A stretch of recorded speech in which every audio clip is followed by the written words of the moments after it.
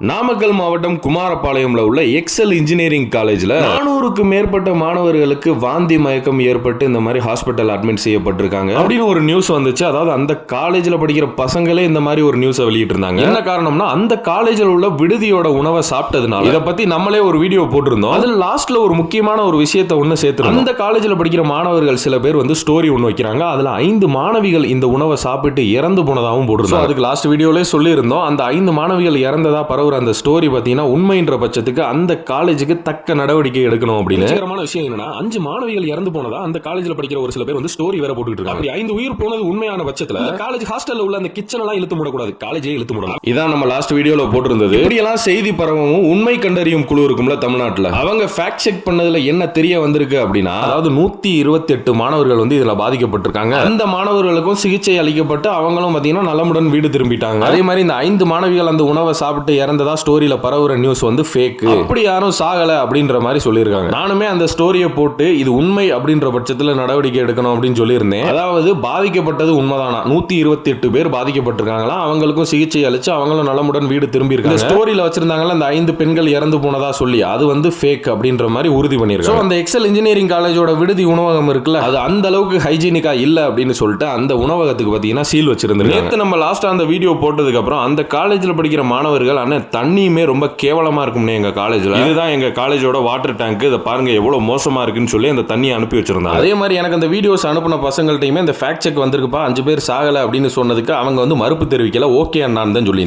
தமிழ்நாடு உண்மை கண்டறியும் குழு சொன்னது உண்மை அப்படின்ற மாதிரி தெரிய வருது.